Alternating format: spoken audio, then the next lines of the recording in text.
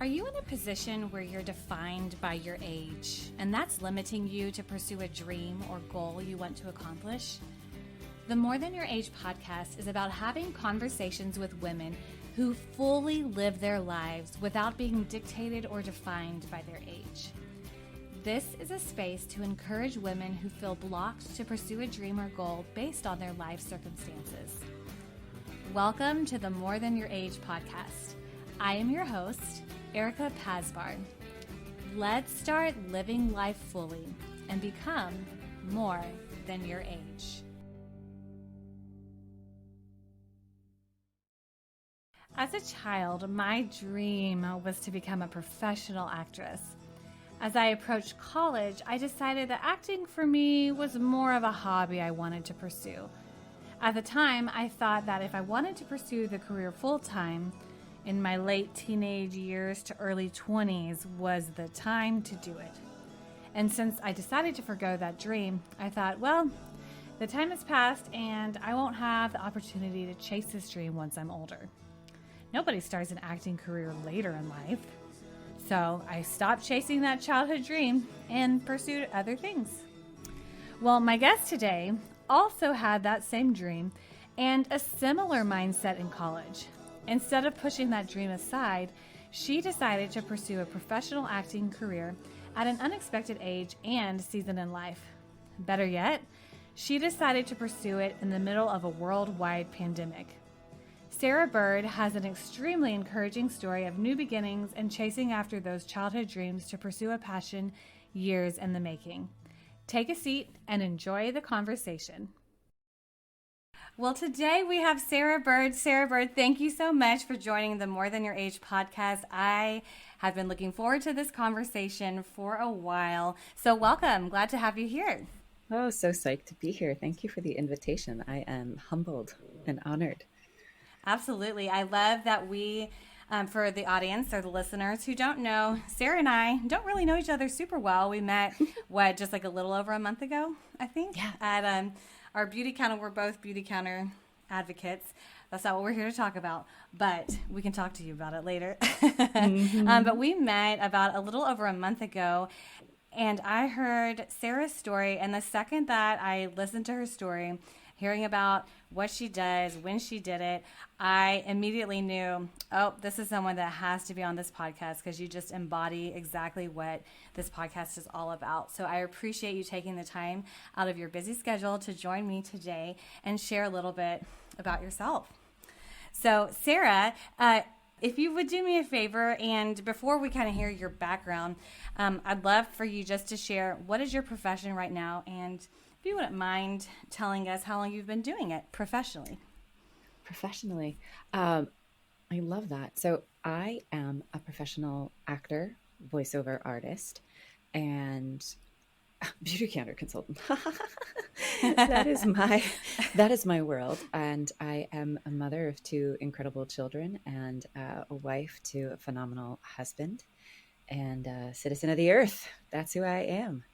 I have been acting all of my life. I have just recently started getting paid to do it, though. So that is the switch that I made within the past few years. That is the story that I think struck a chord with you, and that's the decision that I made to really start following my gut and my heart and do what I really feel drawn to do every day. You mentioned that you've been acting your whole life. How did you get involved in acting? It's funny. I think when you talk to any artist, they might have a story or a moment in time that they could put a finger on, but in reality, they've probably been doing it in utero, but they didn't have a name for it. I was probably singing and performing and playing with toys and telling stories all my life. But I could remember when I was in elementary school being in the audience at my high school watching a performance of Annie. And hopefully everybody knows Annie, but if you don't, it's a show, a musical production where there are a lot of young kids in the performance. So for this particular production, the high school had actually sourced out a bunch of younger kids to be in the production with them. And that was remarkable to me because I saw people who could have been my peers, I guess, up on the stage. And at the end of the production, everyone was clapping, and on their feet. And I, for some reason, was bawling. I was in tears. It has a happy ending. So my my mom's looking at me going, "Why are you crying? It's a happy ending." I think she thought that I didn't understand it, but I remember very strongly looking at her, and whether or not I said it to her or articulated it accurately, I knew I was not in the right place, the right location in that theater. I was not supposed to be sitting in the seats. I was supposed to be up on the stage. And seeing all of the kids on the stage, I was like, see, I could have been up there with all the other little kids. And it felt wrong that I was in the audience and not on the stage. Like I had this visceral pull of, nope, I'm not supposed to be here. I'm supposed to be there. And that's, I think, the earliest memory I have of just knowing that's me. That's what I'm made for. That's what I'm supposed to be doing. So you had this feeling of like, I know this is where I'm supposed to be, what I'm made to do. At that point, did you Yeah. say, hey, Mom, enroll me into acting classes, or I want to audition? What were the next steps for you? Um, we had some children's theaters around us, and I'm sure, yeah, we did like summer workshops and different things. And I was always a dancer. I did ballet ever since I was a little child. And then I started auditioning at the community theater at the community colleges. So they would always have open auditions when there were younger kids. But I've always been this tall. I'm 5'10". I'm pretty tall. Mm-hmm. So it didn't always go my way. So I definitely, the first audition, I went out and I sung my heart out. And I didn't get cast. They thought I was a teenager and I was 9. But they scooped my little brother up from the audience and they cast him right then and there. So it's, it doesn't always go the way. That's something about being an actor, is you have to be ready for a lot of, it didn't go the way I had hoped it would go. But my brother had his first foray into acting in Gypsy, and I did not, and that's okay. I kept with it. But yeah, I would seek out every opportunity I could, whether it was in the schools or in the community. And as soon as I got into high school, yeah, I was in every show, every play, every opportunity. College, same thing. And I just kept going. Did you have intentions of going to college? Like, did you study theater performance, or did you decide I want a separate route? I'm done. Where were you at there at that point? I would have loved to. I believe, what's the best way to say this? I don't think it was the familial expectation that the arts were a profitable and secure future plan. Mm. I think it was great as something to pursue for, it was encouraged as, I'm glad it makes you happy, like, great, go for it. But when it came to, we want to make sure that everybody's got a secure job and future and a way to support themselves, I think that was the focus, is to make sure everybody had that as the plan for college. So that's what I pursued. I went to a liberal arts college. I went to BU, go Terriers, and BU had some incredible programs that were just, for actors and people who were creative and they wanted to try out. And so I did all of them. I did all of the musical theater. I did the stage theater. I did the theater for engineers. I did the Shakespeare Society. I did a theater arts minor, and I got my responsible psychology degree for my major. And it was something I was really interested in, definitely. And I have found a lot of interest and curiosity and meaning in my career 15 years after it. It's been very fascinating. I have found myself, I was looking at a couple of other schools before I went to BU, and They were they were promising schools. They were great. They were interesting. Like, there's no reason not to say it. I was looking at Muhlenberg in Pennsylvania. I was looking at Brandeis up here, just outside of Boston too, and Rutgers, and because I'm from Jersey, and a couple of other places, and I enjoyed many of them and many of the things they had to offer. But one thing that I found that was limiting for me is that if I wasn't a theater major, if that wasn't my main program, there wasn't a guarantee that I was going to be able to do theater. So part of the joy of looking at BU was that you didn't have to be a theater major to immerse yourself in theater. And so that's exactly what I did is I picked a college that would let me completely immerse myself in theater regardless of what path my studies took. I even studied abroad with my theater work. And my junior year, I went and studied at Lambda, the London Academy of Music and Dramatic Arts. And I did a second semester there, um, interning with my psychology degree, but doing it with a lens towards drama therapy. And so I worked with a homeless theater company that was really cool. And we focused on um, expressive arts therapy in the way that theater could be really supportive through educational and applied psychology. It was really, really transformative and pretty darn awesome. So, did I go to school for theater formally? No, I don't have a degree in theater. Did I study a ton of theater with some incredible institutions? Yes, I am. I even got a chance to perform at Imperial College and do a number of shows in England. So that was really phenomenal as well. So the two shows that I did when I was in England at Imperial College, I performed with a full on British accent. So I had a really great chance to take really advantage of everything offered to me through college, even though I didn't formally study theater.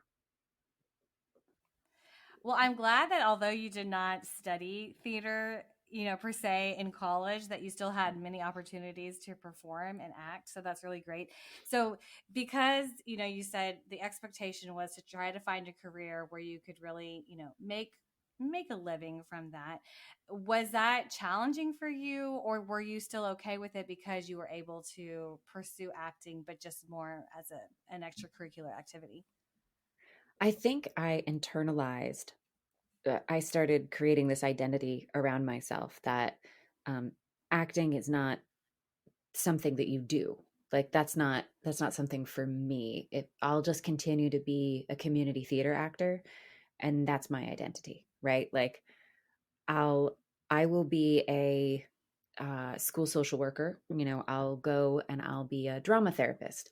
I'll be somebody who uses expressive arts therapy in the helping field, and that's what I'll do with myself because it felt selfish to be an actor. It felt selfish to be somebody working in the arts. Um, all these things I just started adopting in my mind or picking up from different places. And also, it wasn't going to work for a family. I wasn't going to find a partner who was going to be on board for that. Or if I did, we would both be destitute and poor and, living homeless somewhere. It would be awful. So I started working in school systems as a social worker and a counselor. And simultaneously, I got my clinical license as a drama therapist because that's actually a thing you can do. It's not just like a made up thing. We have expressive arts therapists, and that was a way I stayed connected to it. And I did that for many years. And then I found as I was going through that, I thought that there would be, because I enjoy psychology and I enjoy social work and I enjoy doing it with kids in schools, middle schools in particular, it's a really great age. I thought that that blend of two things I enjoyed would be really satisfying. And the more I did it, the more I was like, no, I really just want to be on a stage. I don't like having to add the psychology to it. I kind of like them both separately. It's it's like I really like apples and I really like pie, but I really don't like cooked apples. Like fruit has no business being baked. What is up with that? Like I no. And there's nothing wrong with me. I know everybody loves apple pie. I do not. Like, apple pie is not my thing. Pumpkin pie is fantastic. Apple pie is gross. I really like apples fresh, and I really like pie to be something else. So I think it took me many, many years to be okay with the fact that I don't like apple pie. And so I really don't enjoy the blend of the two as much as I enjoy them separately. And that's when I started, throwing myself back into more community theater, and then just allowing myself to do my social work and my school counseling work separately. And that became more satisfying. But the more and more I did that, the more and more I'm like, I really, really, really wake up with this ache in my being every single day that says I am made for this. I am good at social work and school systems, and I moved up, in that career, and I have been in it for over 15 years. And when I put my mind to something and I train in it and I work hard in it, I am good at it. And yet, that desire that the 6-year-old me felt in the seats, however young I was, doesn't go away. Like, I don't belong here, I belong there. And that doesn't go away after, having kids and getting married and buying a house.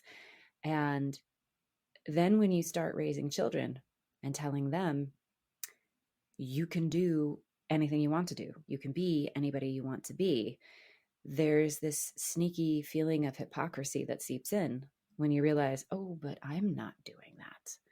I'm not being who I want to be, doing what I want to do. And I'm telling my child that they can, and they can sniff out that BS faster than anything. So Mhm. I am, I better start living what I'm saying. Otherwise, I'm not actually parenting the way that I want to be parenting. So that started to really hit me. And I started to audition for real things, and big things, consequential things, not just the fun holiday show at the community theater. But I started to audition for really big, swinging, meaningful professional performances. And then I started getting paid for my work. And that's when I was like, oh my gosh, I'm legit. And I remember going to a performance in DC a couple years before the pandemic and watching the people on the stage and being struck by, I could do that. Like, not just I'm an actor, I could be on the stage, but the caliber of what they were doing, I could match or exceed. And I said, holy cow, there's no longer, I'm no longer holding these people up on a podium above me. Like, I've reached the point in my life where I've been working and training and practicing so hard that, yeah, I I belong there, not just because it's how I was made, but I belong there now because I've done the work, and it's time to do it. So that plus COVID created this, seismic shift where I had always wanted to, and I thought, okay, I'll make a change eventually. I'll make a shift eventually when, everything lines up perfectly. And you always hear these stories about how, oh, this big thing happened in my life and it just was meant to be, and la la la, all those stories about the you see on documentaries or YouTube videos about 7 years ago my life changed when fill in the blank. Well, when COVID happened and I was the mental health director sitting in my little room, this room, and looking at my computer and trying to alert the the school system in the world of, I know we're all worried about physical germs, but we need to be also worried about the mental health and the trauma and the chronic stress. And we're going to have a real problem with isolation, and we're going to have a real problem with depression, and just seeing this slow moving pandemic of mental health coming at us and feeling immediately responsible.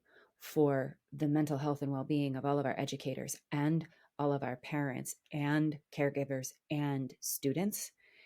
It was like getting the wind knocked out of you for 3 years, I guess you could say, Mhm. while having a less than a 1-year-old at home and a kindergartner at home who were all of a sudden out of daycare and out of kindergarten. And you were doing all that home living, coexisting that we all lived with during the beginning of the quarantine. It was a crucible, and everything was on fire all at once. And it burned down to what was just the most pertinent. What's the most important? Like at the core of you, what really matters and what doesn't matter. And after existing like that for longer than you think that you have any capacity to exist at that level, I felt at the core of me that this was that moment for me, for my family, for my kids, that when we got out of it, I needed to, people were dying everywhere. Like it was literally life and death. And I was no longer going to wake up anymore and continue to do that work with the rest of my life. I was going to wake up and do the work that continues to pull at my heartstrings in a life-giving way, and has ever since I was a kid. And I was going to show my kids every day what it's like to get up and live that kind of a life, as opposed to the kind of life that I had been living the past few years. And granted, it's COVID, so it was much more extreme, but that was that moment for me. So like you mentioned, there's the whole pandemic that affected everybody mentally and health wise and whatnot, and that gave you the inspiration and to go and pursue this passion, that's this dream of yours that you've always had, and this talent that you've always had as well. And in the middle of this too is you're in your you started this is your mid 30s or so, and you are married and you have two young kids. How, like, what fears or what distractions did you have that maybe blocked you from pursuing things, or what did you have to tell yourself to Mm-hmm. ignore those negative thoughts? Oh, I love this. I am currently 39 and a half years old. I'm going to be 40 very soon. My parents are like, what are you going to do for your 40th birthday? And I was like, I don't know, get an agent for LA or something. That'd be great. So if there's any agent listening who would like to sign me, I'm available. I I am in the midst of it. So this is actually, I'm so glad you asked that question. All the fears, all the concerns, all the worries, like that's the one thing that I am hopeful to be incredibly open and honest about is I am in the midst of the switch. You know how whenever you hear people talk about like, oh, I lost everything and then I had a chance to build it up again. Or whenever you're going to make the jump, make sure you burn all the bridges because it's the only way you go. And I'm like, I can't burn the bridges, y'all. There are 3 people who live and breathe with me. Like those aren't bridges.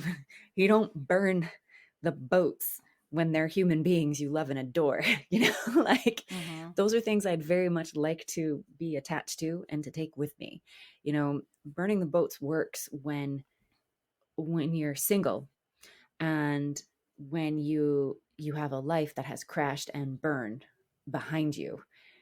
But when you are a mother and when you are a wife and when you own property, like that's not the same. And it's such a fascinating position to be in. So some things move incredibly slowly and others move incredibly fast. And I never know which one is going to go at which speed.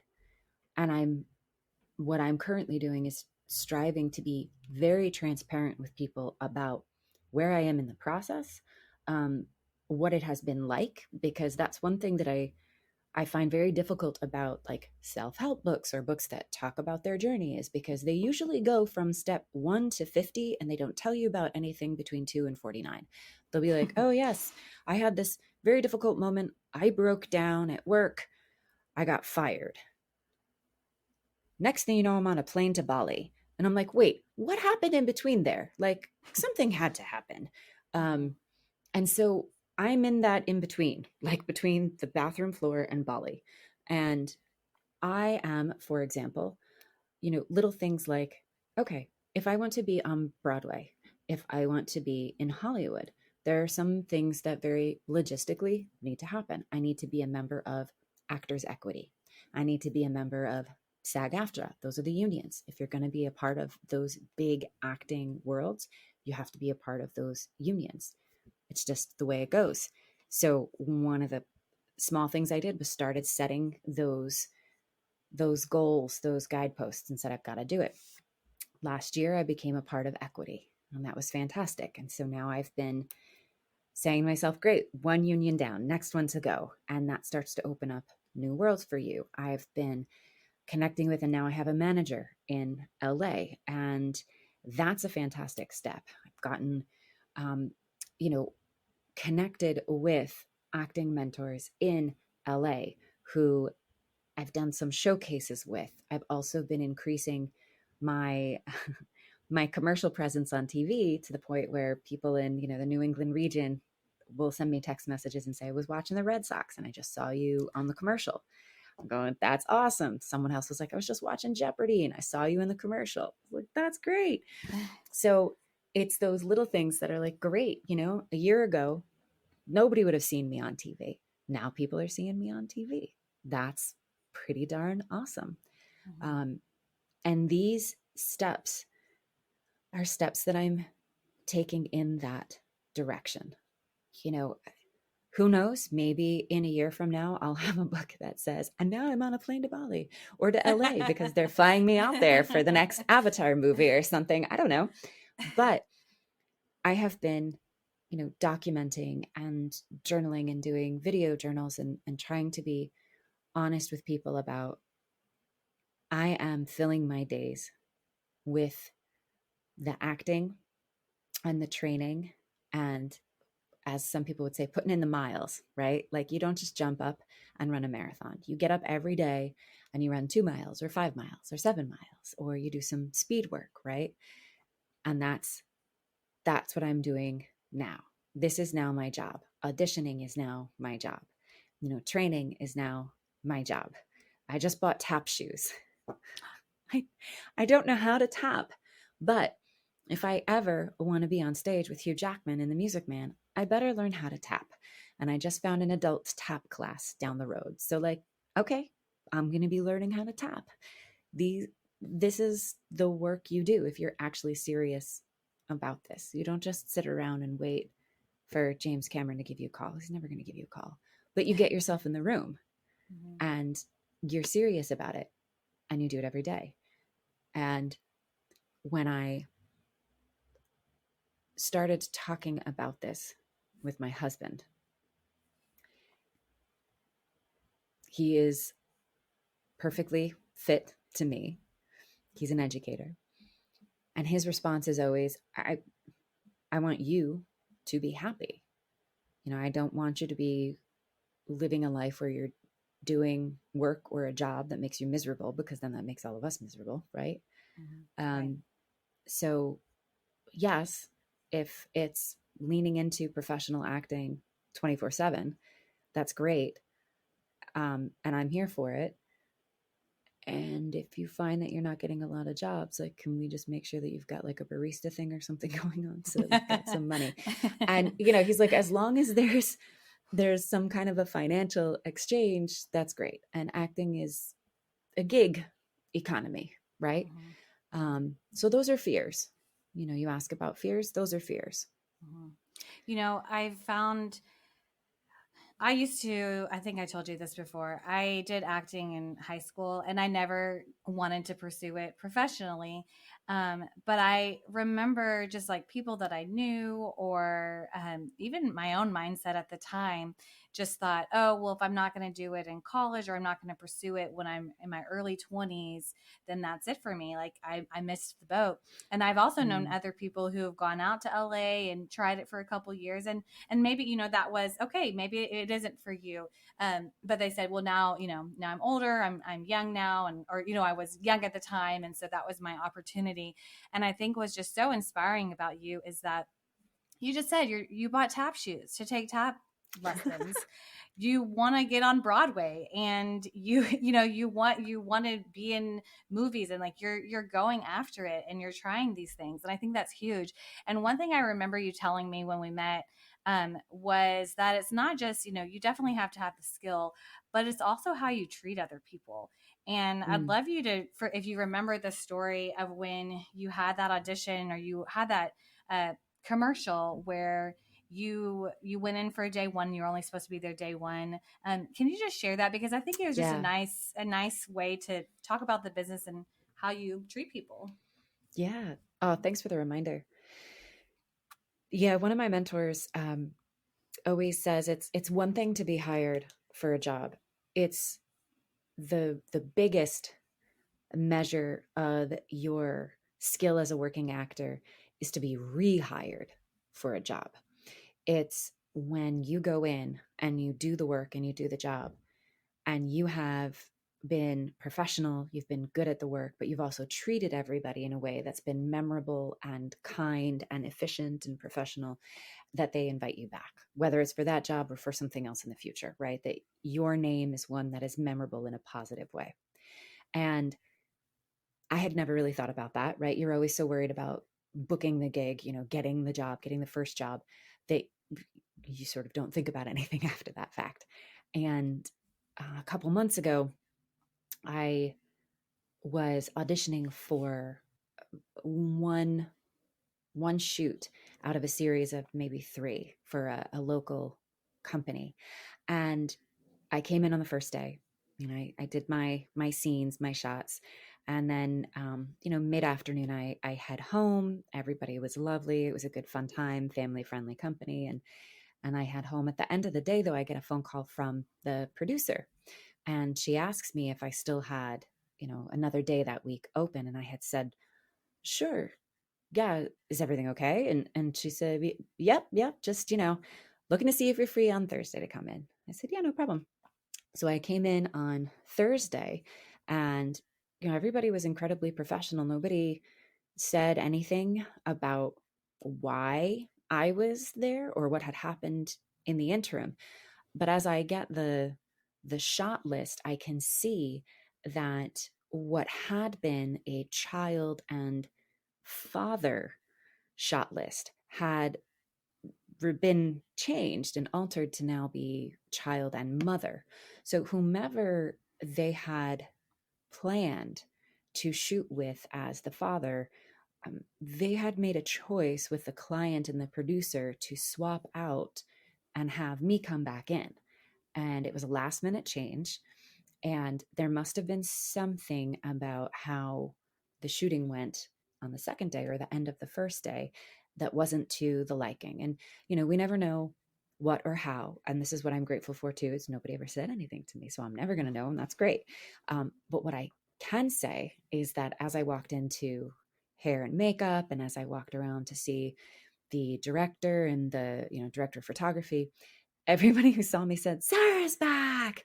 It's Sarah. And I'm like, hi, everybody. What's going on? And they were like, all we can say is we are so happy to see you here today.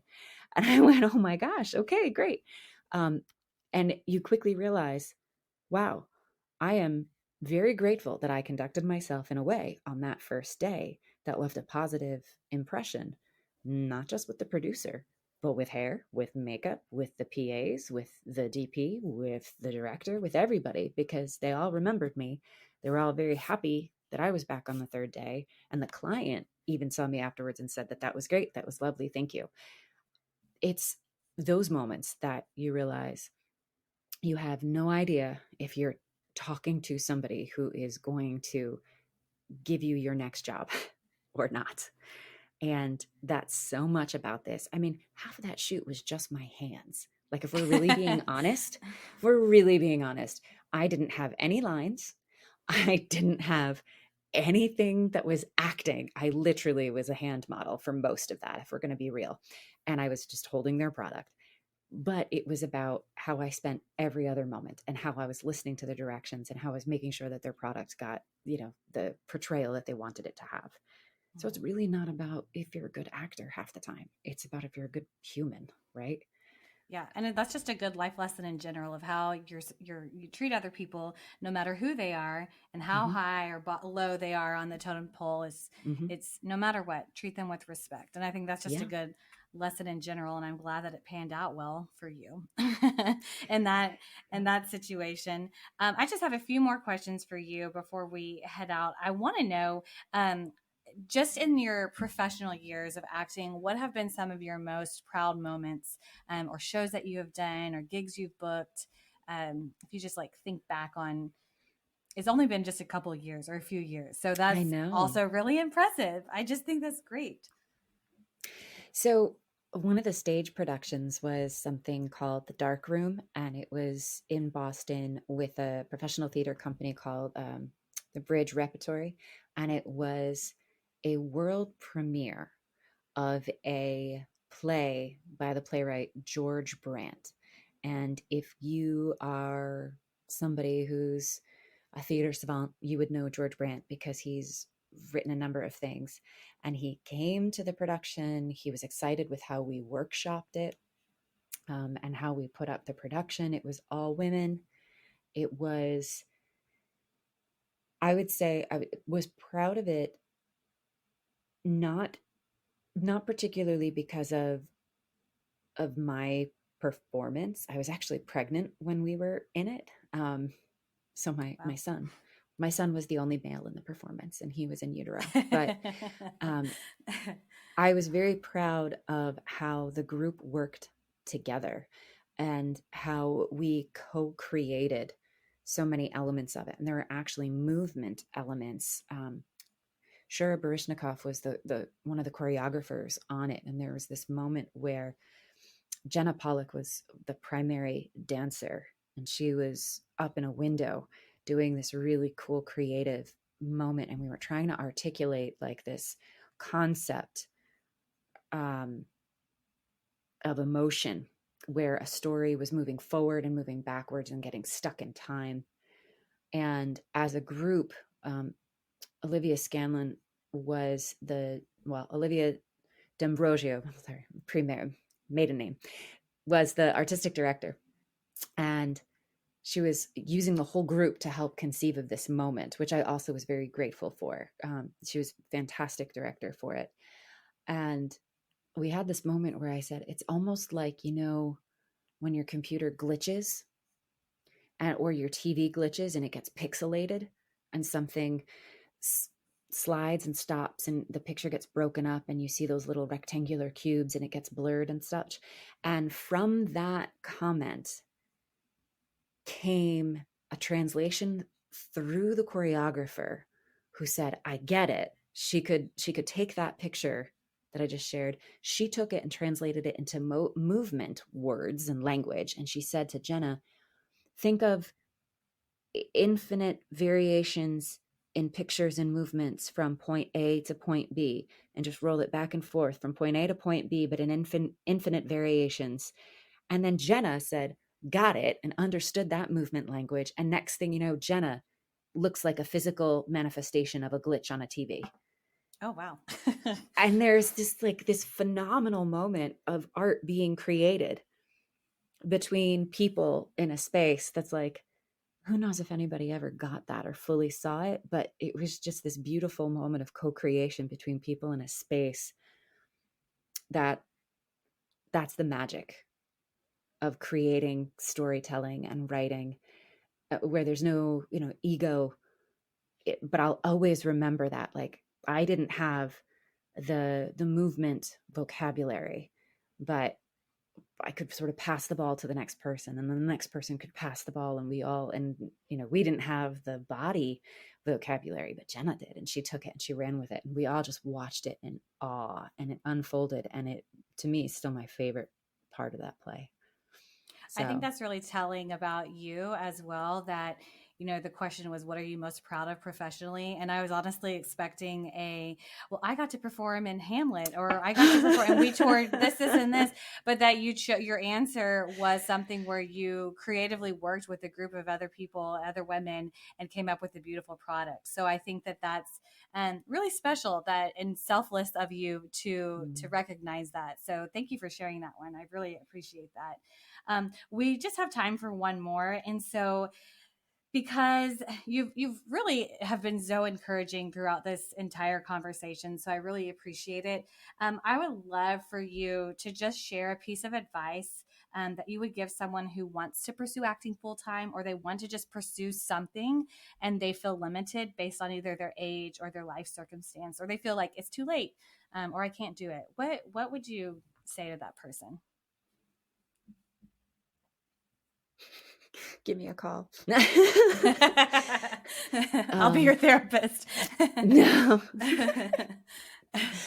I mean, there's so many good pieces of advice I've heard from other people, but I'm also somebody who, like, my love language is words of affirmation. So I feel like I need to continually hear them over and over and over again to stay on the path, right? So there's this phrase from who is it?